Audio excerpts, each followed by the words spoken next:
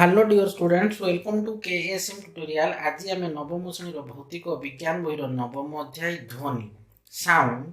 प्रश्नावली नंबर 16 रु 24 जाए आलोचना करिबा।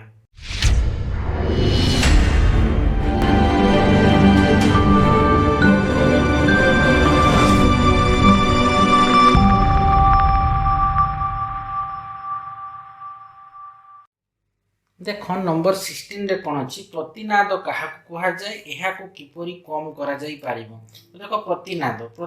डेफिनेशन कौन संज्ञा कौन ना प्रतिफलन पुनरावृत्ति जो पुनः पुनः प्रतिध्वनि सृष्टि हुए ताहाको प्रतिनाद कहुए। उदाहरण कौन सी बड़ हॉल रे ध्वनि सृष्टि हेले यह बारंबार प्रतिफलित होई क्षीण न हेबा पर्यंत किछि समय धरी बारंबार से हॉल रे शुभे। तो प्रतिनाद कम करिवार उपाय फास्ट पॉइंट कौन लिखबो ना प्रतिनाद रु कम करिया पई बड़ बड़ हॉल रे प्रतिनाद रु कम करिया पई बड़ हॉल कोन भीतर कांत और छात को संकुचित फाइबर कमा बंधुर प्लास्टर किंबा कोनार वस्तु द्वारा आच्छादित करा जाई थाए कारण एगुडी को ध्वनि श्वासी पदार्थ। सेकेंड पॉइंट कौन लिखबो ना हॉल रे व्यवहृत चौकी और बेंच आदि मध्य ध्वनि शोषणकारी पदार्थ द्वारा प्रस्तुत करा जाई थाए। देखो 17 नंबर रे कौन अछि ना ध्वनिर तीव्रता काहू कहंती यह केउ केउ कारक ऊपर निर्भर करे। तो उत्तर देखो लेख ध्वनिर तीव्रता का कहै नै ध्वनिर प्रबलता को ही ध्वनिर तीव्रता कहै जाय। ध्वनिर तीव्रता एही सब कारक ऊपर निर्भर करे। बिटवान रे कौन ना यह ध्वनि तरंगर आयाम ऊपर निर्भर करे। सेकेंड लेखब कौन ना ध्वनि सृष्टिकारी वस्तु जो बल द्वारा कंपित हुए ताहा ऊपर ध्वनि तरंगर आयाम निर्भर करे। थर्ड पॉइंट रे कौन लिखबो ना ध्वनिर तीव्रता दोलन सृष्टि करुवा आयाम वर्ग सह समानुपाती अटे। देखो 18 नंबर क्वेश्चन रे कौन अछि ना इलेक्ट्रॉनिक जंत्रपाती को परिष्कार करिबारे अल्ट्रासाउंड किपरि सहायक हुए। तो उत्तर देख कौन लिख B1 प्रथमे इलेक्ट्रॉनिक जंत्र को सफा करा जाउथिबा द्रवण मध्य रे रखी अल्ट्रासाउंड तरंग एहा मध्य को प्रवेश करा जाय। सेकंड पॉइंट कौन लिख एहार उच्च आवृत्ति हेतु ग्रीज कमा धूलिकणा किंबा मैला आदि वस्तु कोना मध्यरु बाहरी आसी द्रवण मध्य रे मिसी जाय फल जंत्रपाती सामग्री गुडी को भलो भाबरे सफा होई जाय। देखो 19 नंबर क्वेश्चन रे कौन अछि ना सोनार रो कार्यप्रणाली एवं प्रयोग को बुझा। देखो ये होची सोनार हैला कि तो देखो हमर होची डंगा बा जहाज ये होची जलपृष्ठ एठी रहिची हमर डिटेक्टर आ होची ट्रांसमीटर। तो ये कौन होची ना डिटेक्टर ट्रांसमीटर समुद्र सज्जा ये होची कोन समुद्र सज्जा। तो लिखित अल्ट्रासाउंड रो जल रे प्रतिफलन। तो प्रथमे कोन हो से सिग्नल डिटेक्टर साथ देबो समुद्र सज्जा को पुणी से देखो ये देउची हैला कि हमर कोन डिटेक्टर पुणी से कोन ना सॉरी हमर ट्रांसमीटर दोउची पुणी से जाके कोन ना डिटेक्टर को पळौची हैला कि। तो देखो एटा केमति लेखो सोनार कार्य प्रणालीटा देखो सोनार रो पूरा इंग्रजी नाम होची साउंड नेविगेशन एंड रेंजिंग हैला कि। साउंड एस रे कोन ना साउंड एन होची नेविगेशन ए रे होची एंड आ आर होची रेंजिंग हैला कि। तो देखो सोनार एक जंत्र जहाँ साहाय्य जल मध्य थिबा वस्तुर उपस्थिति कमा दूरता कमा दिग और बेग मध्य जानि हुए। तापर लेखबो एहार कार्यकारिता कमा ध्वनिर प्रतिफलन मौलिक नियम उपरे पर्यवेसित आ सोनार रे अल्ट्रासोनिक तरंग व्यवहृत हुए। तार कार्यप्रणाली लेखबो फास्ट पॉइंट कौन लेखबो ना सोनार रे गोटिए ट्रांसमीटर एवं एक डिटेक्टर थाई यह बड़ बड़ शक्ति चालित डंगा बा जहाज रे खंजा जाई थाए। सेकेंड पॉइंट लेखबो कौन ना ट्रांसमीटर रु शक्तिशाली अल्ट्रासोनिक तरंग पल्स हैला कि पानी भीतर को पठा जाए सही पल्स समुद्र सज्जारे किंबा समुद्र जल रे बुड़ी रहितिबा जहाज कमा पहाड़ बा अन्य वस्तु मानक द्वारा बाधा प्राप्त होई प्रतिफलित हेबा परे फेरी आसे। थर्ड पॉइंट रे कौन लिखबो ना डिटेक्टर जंत्र द्वारा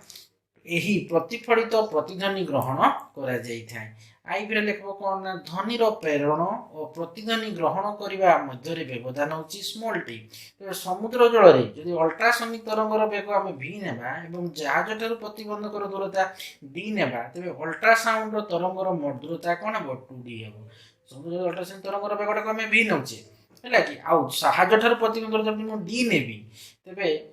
ଜାହାଜଠାରୁ ପ୍ରତିବନ୍ଧକର ଦୂରତା ଯୋଉଟା ଆମେ କଣ ଅଛି ସମୁଦ୍ର ସଜ୍ଜା ଜାହାଜଠାରୁ ସମୁଦ୍ର ସଜ୍ଜା ଏଟା ହଉଛି ପ୍ରତିବନ୍ଧକ। ତ ସେ ଦୂରତାଟାକୁ ମୁଁ ଡି ନେଉଛି ଅଲ୍ଟ୍ରାସାଉଣ୍ଡ ତରଙ୍ଗର ମୋଟ ଦୂରତା କଣ ହବ 2d ହେବ। ଅତଏବ 2d ସମାନ କଣ ହବ v into t। ତ d ସମାନ କଣ ହବ ନା ଦେଖ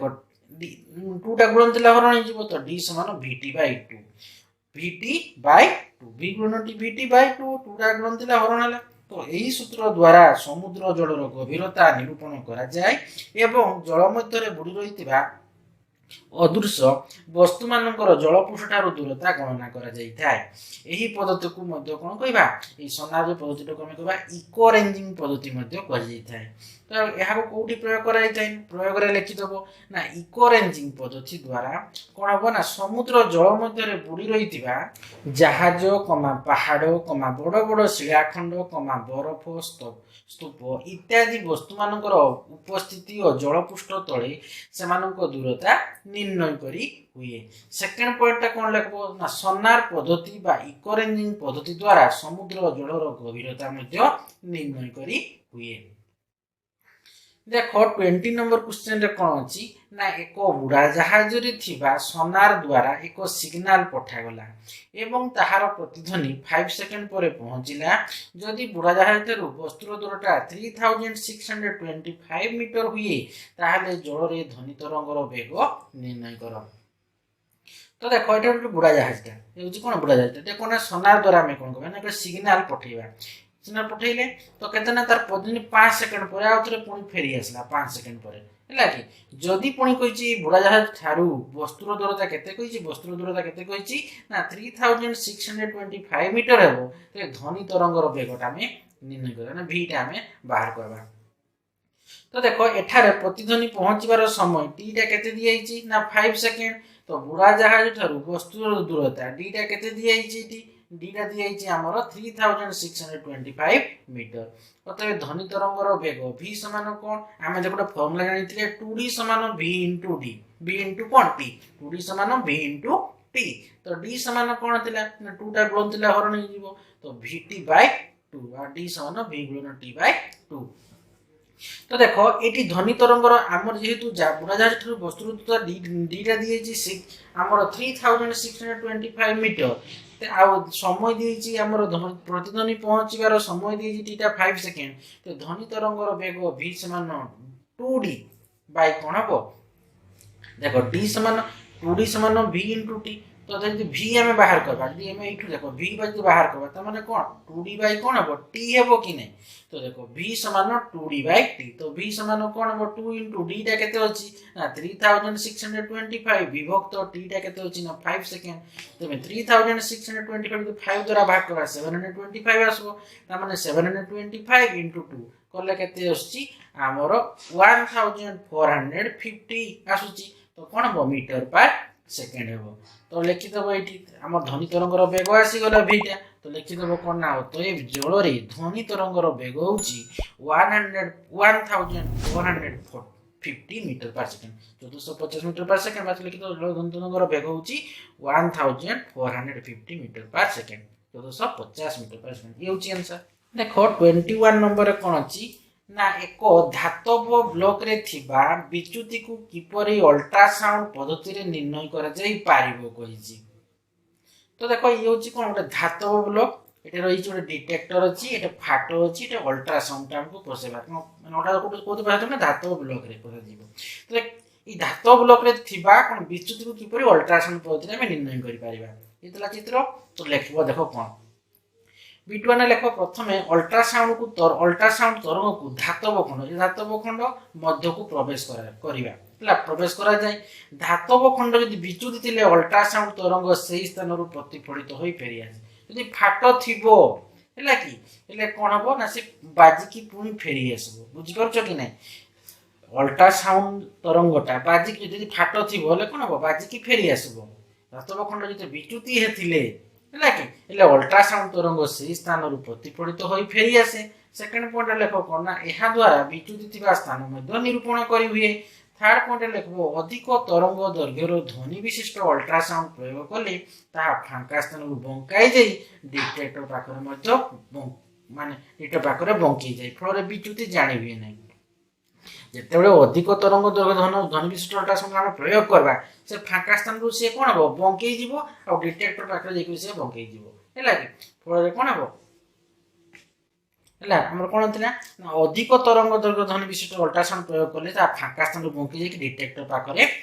लिख बंकई लिख पहुँची जाए लिख कौन लिख पहुँची जाए डिटेक्टर पाखे पहुँची जीव फल कौन हम ना आमर विच्युति जानी हुए ना बुझिपार कि ना जो अधिक तरंग दैर्घ्य ध्वनि विशिष्ट अल्ट्रासाउंड प्रयोग कले फाँका स्थान बंकाई जाए डिटेक्टर पाखे पहुँची जाए फल विच्युति जानी हुए ना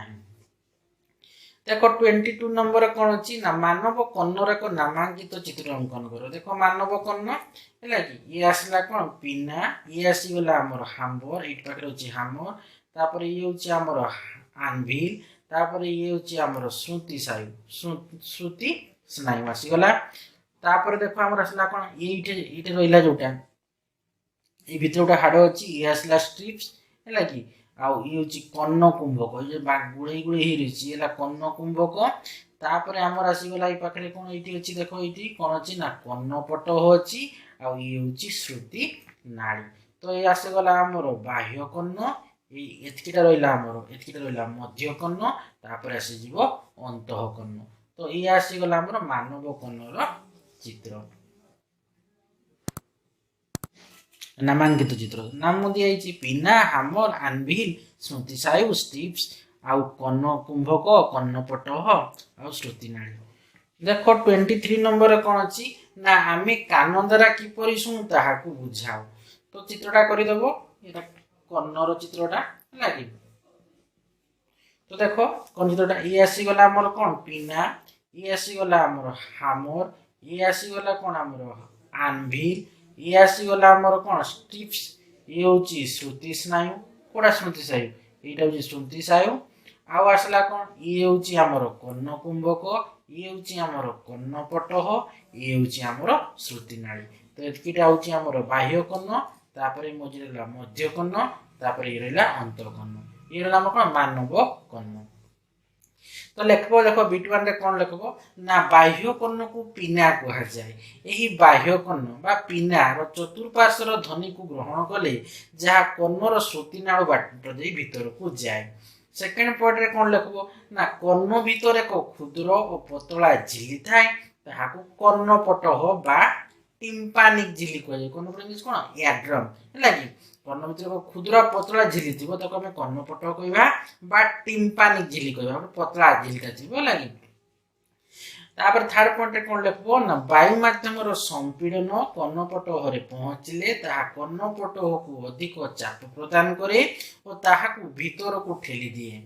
आईबी रे लिखब कौन ना सही बड़ी जेते बड़े विचलन कर्णपट निकट में पहुँचे सेते कर्णपट विपरीत दिगरे टिके बाहर को चली आसे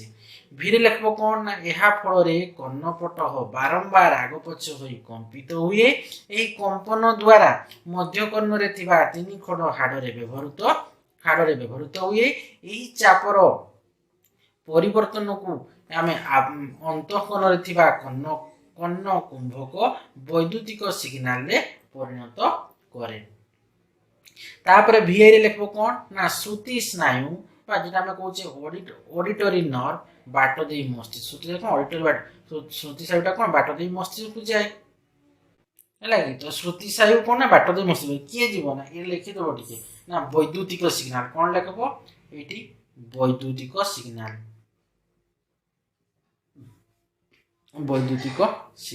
है कि वैद्युतिक सिग्नाल स्मृति स्नायु बाट दे मस्तिष्क को जाए तेणु आम कौन ना ध्वनि को शुणी पारि था